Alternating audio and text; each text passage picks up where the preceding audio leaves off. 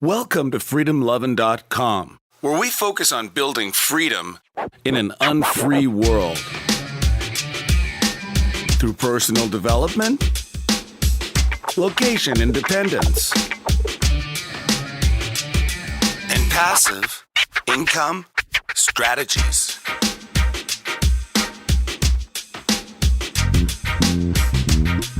Now here's your host, Kevin Koskela. Welcome to another episode of the Freedom Lovin' Podcast. This is Kevin, and this is number 74. Thanks for joining us today. In a minute, I have an interview with my friend Taylor Pearson, who wrote a book called The End of Jobs. And it's really awesome stuff, so stay tuned for that. And just a couple quick things. Go ahead and check out 100mustreads.com today. It is a site where you can download PDFs and audio summaries of some classic business books and some newer business books. It's a great way to acquire a lot of business knowledge fast, and it's my website. I really believe in it, and I'd love it if you could go sign up or just check it out today, 100mustreads.com. So when this podcast goes live, I will likely be in Eastern Europe, in Prague, Czech Republic. So I hope you're doing well out there. Go out there and build some freedom, and we'll talk to you soon.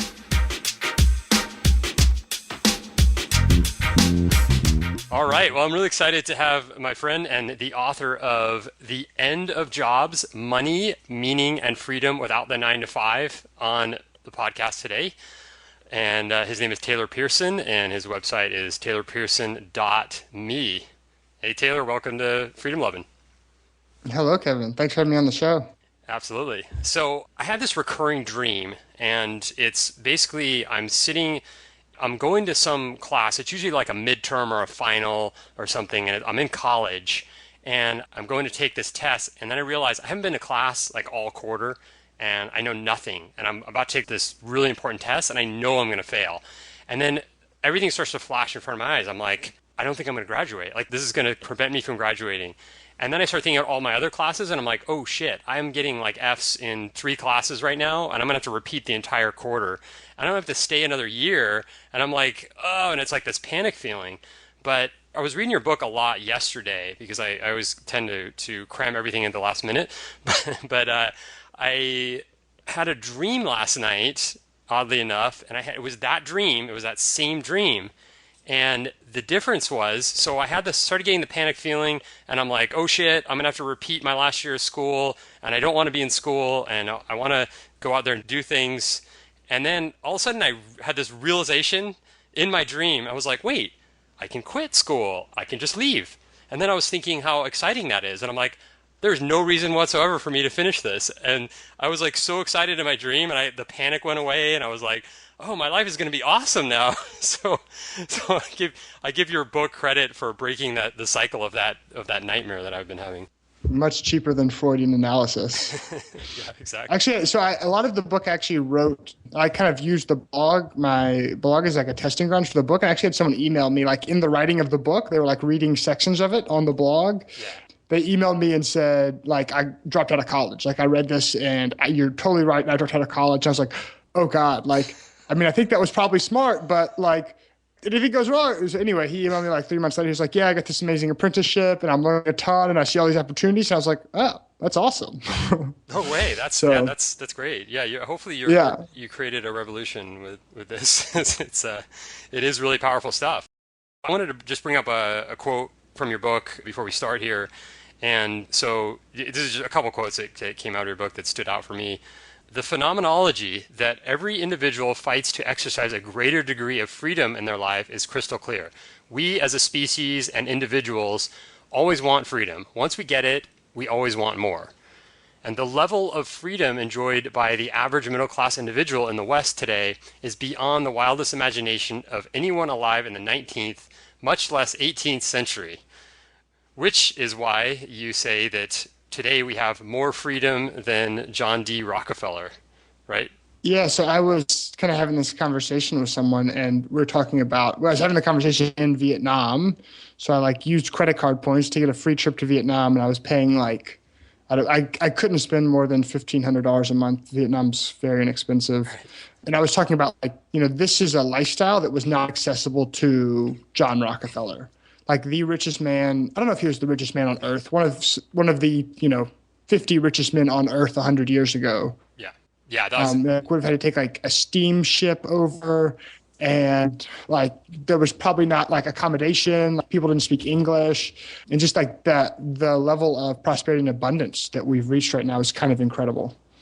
Yeah, you're right, and we take it for granted. Like when we talk to fellow DCers, we'll say like, "Oh, I'll see you over in Vietnam," or "I'll see you in Europe next year," or whatever. And it's just like normal to bump into somebody here in the U.S. and then see them again somewhere else and halfway around the world, and it's like we don't even think about it. But yeah, you're right. I mean, it's like it would take him probably a week or longer to get overseas, and then he would have to basically, all these problems would come up when he got there. So it was like a lot more time and energy. And yeah, it's really interesting when you think about it like that. Like we take so much of it for granted today. So let's start with your background. So how did you become an entrepreneur? How did you grow up? Were you around a lot of entrepreneurs as a kid, or how was your background like?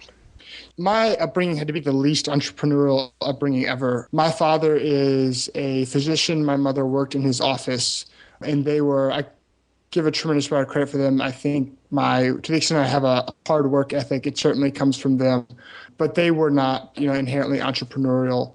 My dad, was kind of a founder of a couple of practices, but never really like sought to grow those in an entrepreneurial way. He was, he lived through a time in kind of like 20th century when you could be a physician and without being terribly entrepreneurial, you kind of like hang your shingle and people came in the door and you got to take care of people and it was rewarding and you made a good living. We could talk more about why that's not so much the case specifically for physicians and kind of at large later on. But I was never like the typical lemonade stand hustler kid. I always liked to work, organizing my dad's fishing tackle or like reorganizing his shop. I always liked projects, but I was never really entrepreneurial, like, selling stuff or like, starting businesses or anything as a kid. So it was interesting. One of my close friends from elementary school and high school read an early version of the book. And he's like, one thing you don't talk about here is like how unlikely and like how unusual it is that like you should be where you are now. Like there's nothing about your background that indicates this is possible. And I think that was kind of part of the reason I wanted to write the book. I think he was right that what's going on right now is entrepreneurship is, the premise of the book is entrepreneurship is more accessible, safer, and more profitable than it ever has been in history. And even having no entrepreneurial background, I kind of found myself becoming an entrepreneur just by the necessity of the times. So I went to college, I graduated, I worked some odd jobs, initially as an interpreter. I did a study abroad in Argentina and decided I wanted to travel. And so I worked as an interpreter, taught English in Brazil, and realized basically I didn't like teaching English, but I did like traveling. And if I could figure out how to sell stuff on the internet, that I could make money and travel. So started doing SEO on Google AdSense websites at the time. This was like 2011, 2012. And that business eventually completely crashed when Google's algorithm updates came out and they kind of got all the spam, and I was one of the spammers at that time. But they got rid of all the spam. But I learned a lot about WordPress and SEO. I was able to leverage that. I cold called marketing agencies when I moved back to the States after Brazil and got a job at a marketing agency. I learned some more about web marketing, and then I was able to leverage that to go work with Dan and Ian from the Tropical MBA, who run the Dynamite Circle forum that you mentioned, and then worked with them for 2 years, managed their online marketing for a physical product business they had, and eventually did some sales as well as marketing for them. And then for the past year, I have been writing this book and consulting, coaching business strategists. Sweet. So what was your motivation to write the book? So I had a conversation with Dan Andrews of the Tropical MBA at the DC Bangkok event last year, and we were kind of sitting around breakfast. So we were talking about how much things had changed. Like we'd both been at the original meeting in 2012 and we were back in 2014. And it was like unbelievable. Tell a couple people's stories in the book, but Dan Norris now is the founder of WP Curve. I think they're on track to do high 6 or low 7 figures this year. Did, I think, low to mid 6 figures in 2014. In 2012, had no idea what he was doing. He spent 8 months and a bunch of money trying to build a software startup. He burned through a ton of cash. Nothing got off the ground. And they kind of had this big turnaround story and has been very successful since. And there were so many people with similar stories that had been kind of pursuing entrepreneurial endeavors and were like now traveling the world, earning a very good living. They owned an asset which was growing, in many cases had systematized themselves out of the growing of that asset. And we kind of reflected on that in our friends back home and like, why is this possible? And so I think a lot of the discussion around entrepreneurship is like, follow your passion and do what you love. And the book I wanted to write is like, even if you just want to like, make money and have a good living, and like live with, your spouse and 2 children and a white picket fence in suburban America, entrepreneurship is still a better choice if that's the outcome you want. That it is, in fact, we're reaching a point where it's more responsible to be an entrepreneur and not just something you should be passionate about. Yeah, I love that whole idea of that.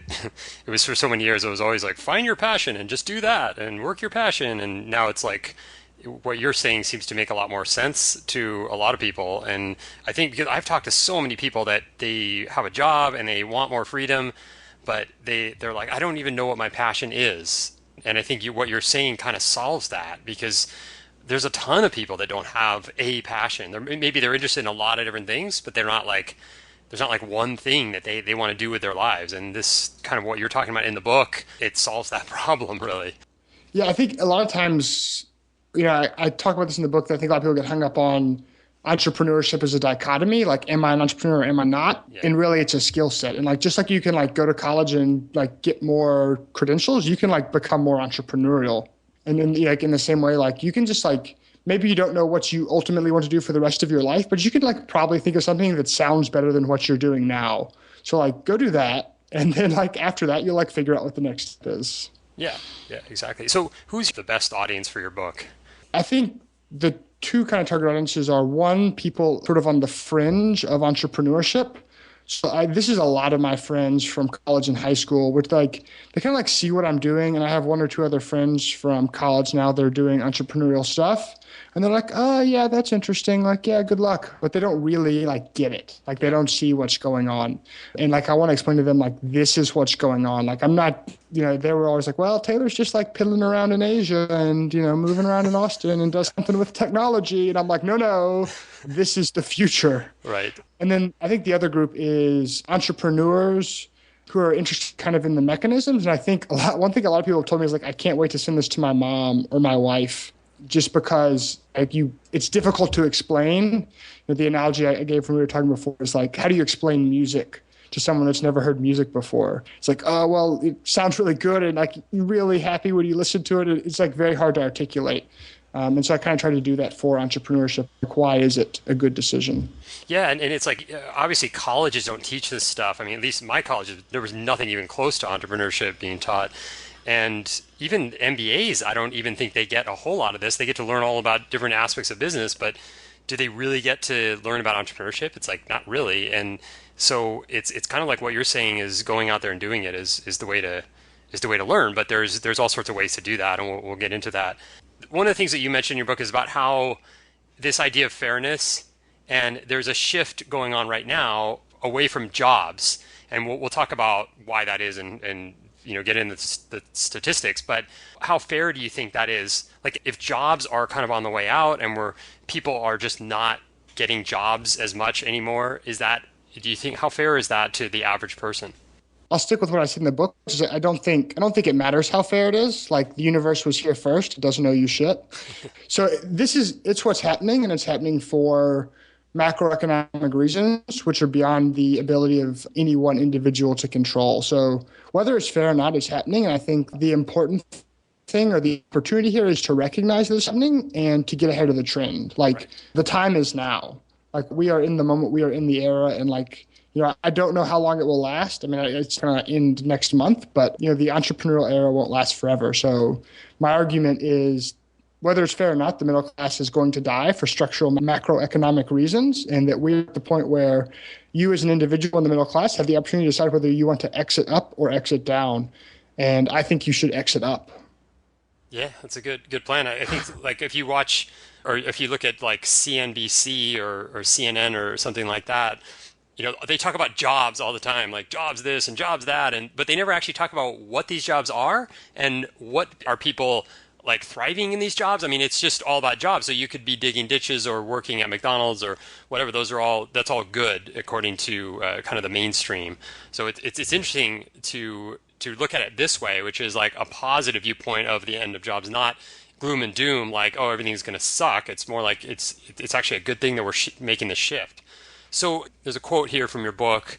I'll read it. You said, despite being more credentialed than ever, the U.S. economy has gone from adding 2.5 million jobs per year between 1960 and 2000 to shedding jobs at a rate of 100,000 in the first decade of the 21st century.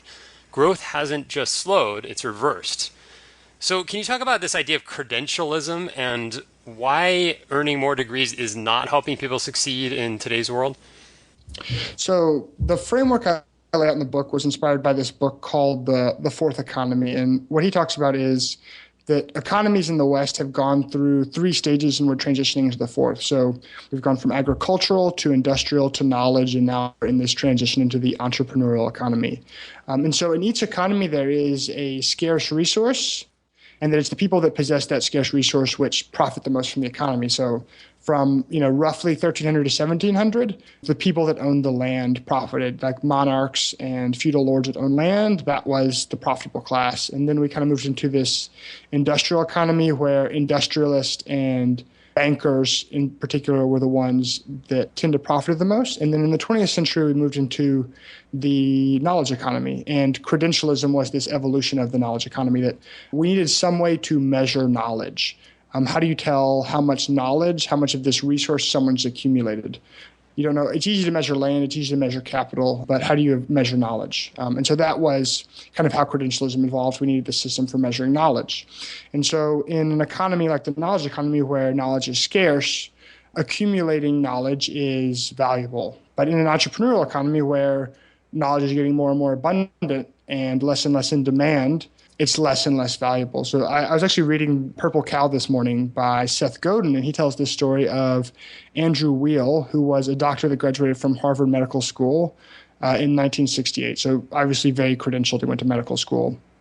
But if you look at the people that graduated from Harvard Medical School in 1968, I could almost guarantee you none of them have done as well as Will. I think he sold like 10 million books. He's got like a bunch of courses and runs the Integrative Medicine Institute and all this stuff because he invested in knowledge to some extent, and knowledge is still important, but it's no longer the scarce resource. And so as a lot of physicians are in this position where basically Medicare is slashing rates and their only source of income is from insurance companies, which set their rates based upon Medicare payments, they're earning less and less money and working more and more. I've talked to a couple doctors who have literally in a 3-year period doubled their work hours and have their salaries. So they've basically taken a 4x cut in hourly income because they don't have any way to get out of the Medicare system without becoming entrepreneurial and starting their own business. They're doing some sort of like concierge or free market medicine. Mm-hmm. And that wasn't a skill set any of them invested in. But, doctors like Weil, like Mark Hyman runs the Integrative Medicine Institute, another doctor, like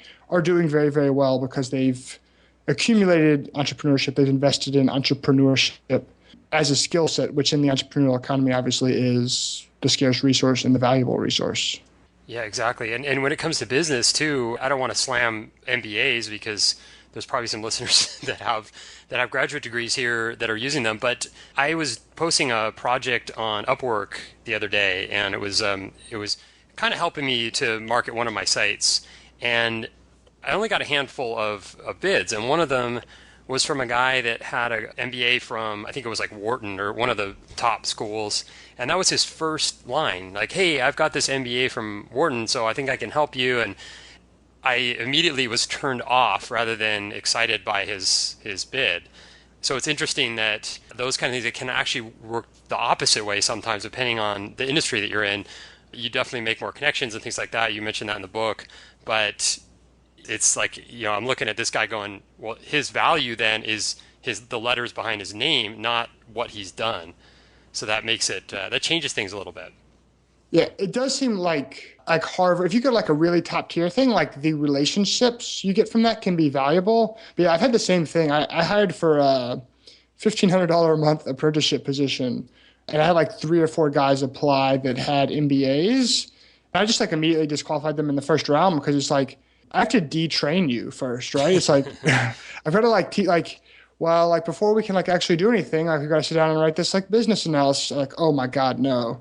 And it's interesting. I've heard like conferences I've been at where there have been people with MBAs there, entrepreneurial conferences. I remember last year I was at a conference and this woman was like telling me, like literally leaned in and whispered to me so no one else could hear, I have an MBA, but I don't talk about it. Please don't tell anyone. And I was like, oh, like you paid $100,000 and 3 years of your life to, like not tell anyone.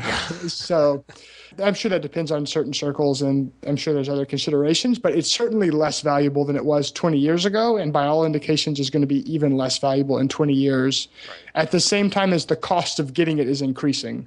So, value is going down, cost is going up. So that seems like a poor investment. Yeah, for sure. So you made a point that I really liked here. You said, we've seen the number of college graduates globally go from 90 million to 130 million between 2000 and 2010. It took us all of human history to get to 90 million and then only 10 years to add another 40 million. So that's pretty crazy, and it kind of shows you, I mean, probably a whole nother podcast would be about why that is and all the money that's being made off of people that take out loans for college. But how do you see us moving past this idea, this addiction to the idea that you need a college degree to succeed? I'm always like very hesitant to make predictions. I think like part of the nature of the macroeconomic situation right now is that predictions are, you can spot trends, but making definite predictions, especially timing, is very hard. At a societal scale, like if you told me I had to guess, I would suspect at some point the student debt bubble will pop. Like as I said, like the value of a degree is going down and the cost is going up, which just screams bubble. Yeah. So I suspect that's going to happen some point on a macroeconomic level. But I guess the point I wanted to make in the book and the point I try to get across is like, don't wait for that to happen. Like as an individual, you have control to like realize that now and start making decisions based on that. Yeah. Yeah, stay ahead of the trend, exactly. So then you said, it is entirely possible to generate income without creating value for the world or creating dramatically less value than you're being compensated for. See every government bureaucracy ever. I thought that was great. So how long can that last? I guess that's sort of like what I was asking you in the previous question. But as far as like these government bureaucracies, I mean, they just keep growing and people can get jobs and just kind of kick back and, like you said, not provide value, but yet get paid for providing value. I don't know. Yeah, I guess like I don't know how long it's going to last. I think it'll probably last. Like all these people in organizations which aren't creating value, I mean, they don't really care. In some cases, I think some of them certainly care, and this is definitely a marginalization, but I think in a lot of cases, they kind of have this mindset of like, I'm 15 years away from retirement, and if I can keep this ship together before retirement, like I can get out and, I'll be okay. And so I think they will fight quite hard to protect that. Ironically, the punchline being that they will retire and have a bunch of capital, which they never learned how to manage because they don't know how to grow capital, and then we'll have to learn how to become an entrepreneur at 65 or 70. So in some ways, it would actually be better for them if it crashed sooner rather than later. Yeah, no, I agree. I've run some just small meetups and, just teaching people on how to do, how to set up an internet business. And I do get people like that are like 60, between 60 and 65, and they're kind of approaching retirement, and they've been working a government job, and they're like, I'm trying to figure out a business here so I can keep it going when I retire. So, because it's not always guaranteed that it's going to be this like cush lifestyle at 65 or whatever it is. So this is one point that I thought was kind of for me, it was like a real important and kind of the root of what you're getting at in the book. And that was the Tom Sawyer effect. Can you talk about that and what is it and why it's important? So the Tom Sawyer effect, I think it's a term, it's like a fairly well-known term among economists. I found it in some obscure paper or book, I can't remember at this point. But the story of Tom Sawyer is from Adventures of Huckleberry Finn by Mark Twain, where Tom Sawyer is the protagonist and he gets in trouble, and I think he spills something on the fence, and so his aunt tells him, Tom, you have to paint the fence. And so he goes and he positions it to his friend. He's like, hey, guys, this is so exciting. I get to paint this fence. I can't wait. And they're like, oh, Tom, can we help you paint the fence? And he eventually convinces them all. I think they like pay him a nickel a piece to paint the fence for him. And economists use it to demonstrate this principle that people actually like to work, that the natural human condition is to enjoy creating and producing things, that what people don't like is the obligation of it. And the point I make in the book is certainly for the last 100 years, and you could actually argue for the last 3,000 years, that the work that was in demand for macroeconomic reasons was work as obligation, that many people who were, like say living a continuous farming life in the late 18th century actually had a higher quality of life by moving to the city and working in a factory. That wasn't true in all cases, but it's certainly true in many cases. They could have gone back to the farm, but there was something about the city which they thought was a better value, it was a better trade, but it wasn't necessarily work they enjoyed. And because of the internet and the tools available today, what has happened is that working on things we enjoy working on and having a level of autonomy and freedom in our work is not only more enjoyable on a day-to-day scale, but is increasingly profitable. That people, when they're allowed to work with autonomy and freedom, and they find some sort of meaning and purpose in the work they're doing, are not only happier, they're actually more productive in economic terms. They actually make more money. And I was reading an interview this morning with Brian Chesky, who's the founder of Airbnb, and it was kind of talking about many of his investors kind of said, I think the reason we invest in Brian is because I think he would be working on Airbnb even if he wasn't making any money. And that's part of the reason he's such a good entrepreneur. Sam Altman of Y Combinator has said this in a couple of essays. Paul Graham, he wrote this excellent essay called What Doesn't Feel Like Work, where he's basically arguing you should start a company that lets you do something that doesn't feel like work. And that's what will make you successful, which says a lot about work as we understand it today, that we're kind of entering this period where work is an obligation, will not only not be fun, it probably won't be very profitable anymore. Yeah, that's right. Yeah, that speaks to the idea of intrinsic motivation, which is something that we're all born with, but then it kind of gets driven out of us through various ways like schooling and parenting and then later on cubicle life and stuff like that. So that's I think it's a really, really important point because, if we're going to take into consideration human psychology, then this is where we're going. It is going towards entrepreneurship. So one thing, there's this kind of a thought out there that you hear all the time, and that's that entrepreneurship is risky. So since this is where we're all taught, it's risky to start a business, makes more sense to get a job and a nice salary. And it sounds kind of nice. Sometimes even as being an entrepreneur myself, I sort of get jealous of my friends that are just going 8 to 5 and weekends they're just relaxing and not even thinking about stuff, and I'm working on the weekends. And why isn't that true? Why isn't it better to get a job with a nice salary?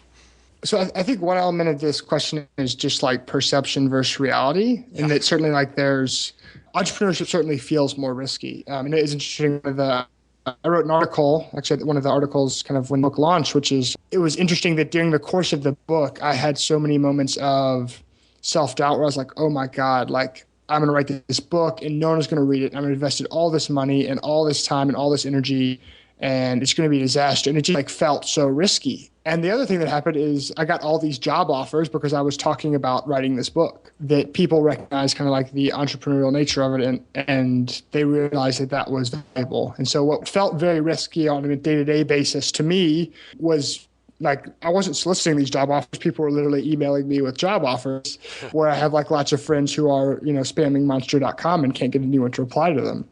So that's one element. The other element, to be more kind of mathematical about it, is first, costs are lower, right? So if you wanted to start a business 20 years ago, I used to work with a company that sold cat furniture, actually. And let's see, when you want to start a cat furniture company in the early to mid 1990s, you have to go buy retail space and you got to sign a 2-year lease and you got to hire staff to work at the company and you've got to stock all this inventory, and it's going to be very difficult to manufacture overseas. If you do manufacture overseas, you're probably going to have to fly to China. You're going to have to, you can't go direct to factories because Alibaba doesn't exist yet. So you have to work through middlemen. So that takes longer. That's more expensive. They get a cut. So you're looking at a very large capital investment. So, if you put in $200,000 or $100,000 or whatever and you fail, yeah, that's really risky. It could wipe you out. And that's kind of, I think, the notion we base entrepreneurship on. But, the reality is very different now. One of the, DCer, Dan Norris, wrote a book called 7-Day Startup. And the premise of the book is basically you can start a business in 7 days and it can be very profitable. So his company that's doing, I think, mid to high six figures at this point, he launched in 7 days. Like, you set up a WordPress webpage, which cost you $20, with a hosting account, which costs you $8, and you write the copy yourself, which costs you 1 day of your time, and you email 50 of your friends, which, costs you nothing. And that's how he started his business, and now that business has scaled to be very successful with very low upfront cost. And then I guess the third element of that is this notion of expected value. And how that plays in is, if you look at poker, for example, if you're playing poker and say there's one unknown card and you're holding the other cards in your hand, and statistically, let's say, imagine you're a statistical poker player here, that it costs you $1,000 to see what the last card is. There's a 20% chance it will be the card you want. And if it is the card you want, you'll win $20,000. So you're paying $1,000 for a 20% chance to win $20,000. So in this case, your expected value is $4,000. So if you can make that bet 100 times, everyone would do that, right? Because if you make it over 100 times, the statistical averages will average out, and you're going to pay $100,000, and you're going to win. You're going to pay around pretty close to $100,000. You're going to win close to $400,000. So right. That's a pretty good deal. Most people will make that deal. Kind of coming back to the startup cost going down. If you were in a position where you had to pay $100,000, that's really risky, right? Because if you lose, it could wipe you out. But that's no longer really the case with these businesses, which are built primarily on the internet and primarily technology. You can just pay $500 or $1,000 and get started and start developing this entrepreneurial skill set. And unlike the poker analogy, if it wipes you out, it wipes you out for $500, which, $500, it's not $200,000. And then the other thing is the odds get better, right? The mathematical odds in poker never get better, but your odds as you start a business get better and better. Most people become better entrepreneurs over the course of their career as they invest. The second business is bigger than the first, the third is bigger than the second. And so they not only have better odds each and every time, the cost to get those odds has come down. That's awesome stuff.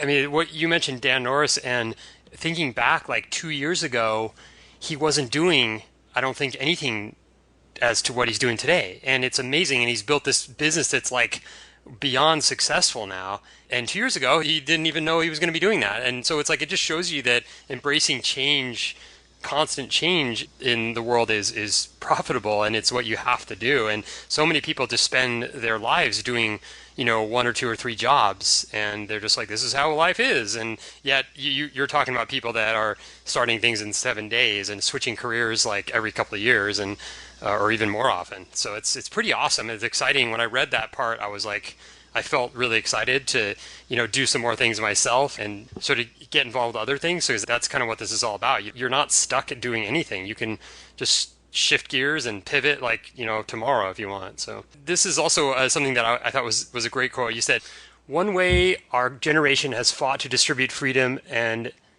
to gain more of it can be seen in the culture around protesting through movements like Occupy Wall Street. They appeal to the people that do have power in the hopes that they'll be, quote, fair or, quote, just. Regardless of what is fair or just, what the protesters are missing is that we today, our generation, have more opportunity not to ask for power, or not to ask for power, but to wrest it from the structures that exist." I really like that, because it just shows it goes right into what my podcast is about, freedom in an unfree world.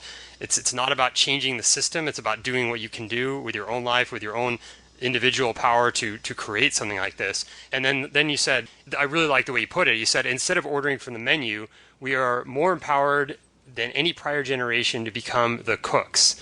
So what's the first step with someone that's kind of locked in the matrix of the things we've been talking about, like college and jobs?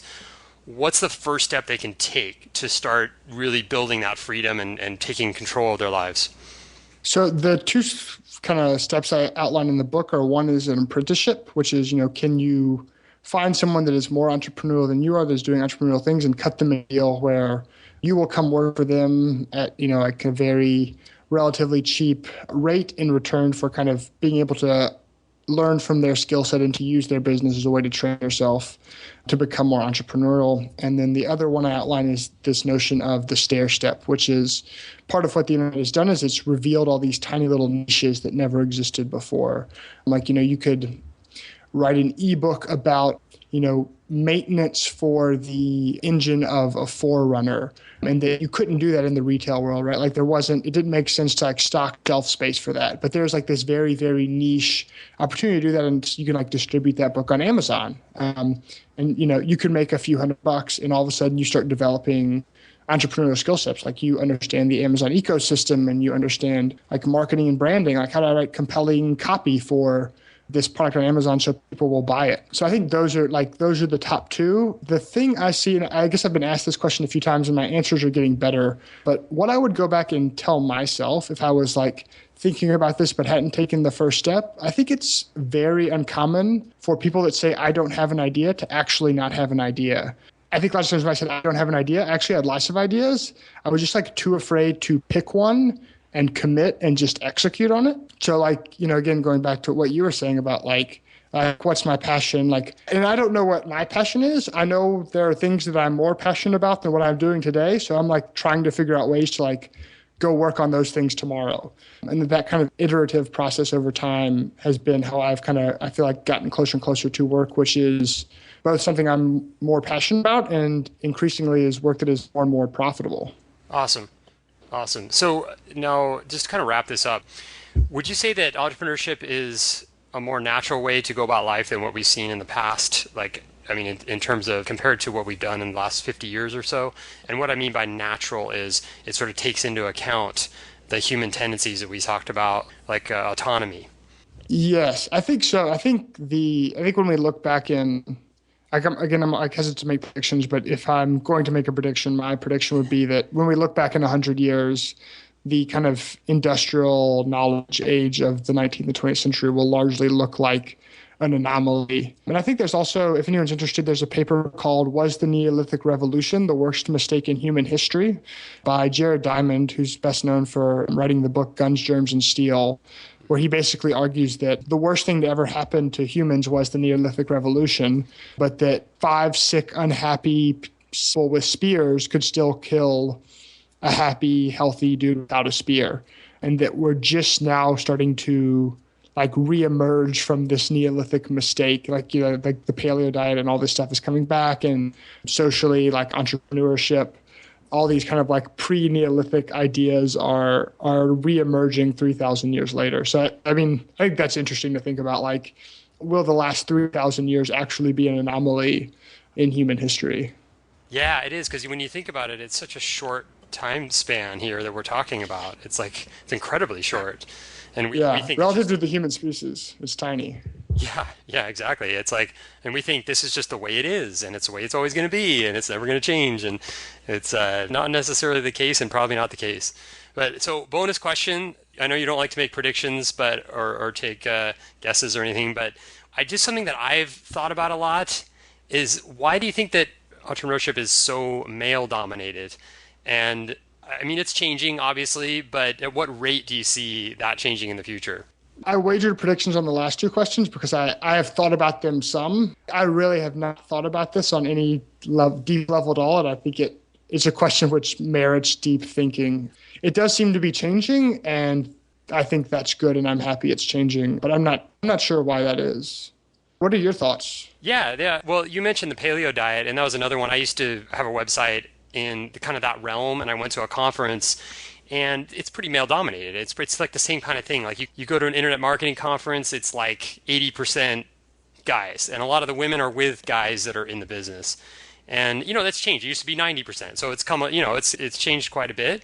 But pretty much all the things that I think are kind of related with all this, they tend to be male dominated, and I see it changing. I think that as we kind of wake up to some of the stuff that you talk about in the book, and just the idea of autonomy, like that we all have it and we all want it, and we're not that different. Like, it's just there's so much propaganda out there about how women should be and how men should be, and that kind of thing. And I think that's slowly changing, and it's just not an overnight thing. But I think it will change, and we'll see more women entrepreneurs. And it's great to see that it's come as far as it has. So yeah, but we'll see. I don't know. Yeah, it's an interesting thing because like I used to have this thing where I was like, why is it that all my hobbies are just completely male dominated? I can't meet women that like to do what I do. But I think that in the future that may be more compatible. You may be able to meet other entrepreneurs of the opposite sex more easily. Yeah, it does seem to be, everything is moving in the right direction. I don't know why it was the way it is or why it's moving, but it certainly does seem to be, the ratios are getting much better. So that's good. Yeah, and another thing I just wanted to say about your book is that, and you talked about this at the beginning, is that you're dealing with reality. Like, it's not trying to make anything different. It's just dealing with what's in front of you. Like, this is what's happening. So this would be a good strategy to use in this new coming era, and this era that's upon us right now. So I really like that because it's much more useful to see that kind of thing where it's like, okay, here's what you can do, than to just kind of prognosticate and talk about theory. So I thought that was awesome. Now, where can someone find your book? So it is up on Amazon. If you go to Amazon and type End of Jobs, it'll pop up for you. And then you can also go to theendofjobsbook.com, and that will take you to the page. Sweet. And you're like, are you still number one for business books, or? As of this recording, I'm number one for small business and for the parent category entrepreneurship, and number 3 in all of business. So we'll see how long it sticks there, but it's done quite well so far. Yeah. Congratulations on all that. That's pretty awesome. I mean, your first book too, so that's quite an accomplishment. Yeah, I definitely had high expectations, but I'm very pleased with how it's gone. So. Yeah, cool. And I don't know if this is something that because you mentioned before when we were emailing that you had some bonus items. Is that something that people can still get? Yes. So the bonus, if you just go to the Amazon page, actually, the URL for the bonus item is in the introduction. So even if you don't want to buy the book, you can still get the bonus, which is, I have 10 interviews with people who I'm kind of talking about the ideas with the book in. I did some research. There included some planning templates for kind of helping people put together plans. And the URL is taylorpearson.me/EOJ. And that if you go to the Amazon page or you go to theendofjobsbook.com and look inside the front cover of the book, you can find it there. Awesome. And I'll put that in the show notes as well so people can access it. So, well, cool. I think that's about it. That was an awesome chat. I'm super stoked for your success, Taylor, and can't wait to see what's next. What are you up to next? Do you have any plans? Are you still doing the book tour thing, or? So I don't. I was kind of, my big plan was release the book and see what opportunities come up. And so far, I told someone on last Monday that I would be happy if the book. I would like to sell 5,000 copies by the end of the year, and I would be happy if it sold 1,000, and it sold 1,000 in 4 days. So. For the time being, my project is to just kind of keep pushing the book forward. I think I've been, people like yourself have been really generous with having me on to talk about the book, and I think the message is really important. And yeah, I think as long as people will kind of support me in doing it, I'm going to continue to push the message forward and try to get the book in as many hands as possible. So it's $4 on Amazon if you have a Kindle, and then the paperback is priced quite low as well. I just want to kind of get the word and get the message out there. Awesome. So yeah, listeners, go out there and buy the book. It's totally worth it, and I highly recommend it. So I'll have the link to the Amazon and everything in the show. And so, hey man, great having you on. Thanks again, and good luck with everything. Thank you for having me on, and thank you everyone for listening. Also, if you want to email me, I'm taylor@taylorpearson.me, and I love talking to people about these ideas and thoughts and reactions. So please do reach out if you have any thoughts. Thanks for listening to another episode of the Freedom Lovin' Podcast. To break free today, head on over to freedomlovin.com and download our free guide. 7 practical tips to living free in an unfree world.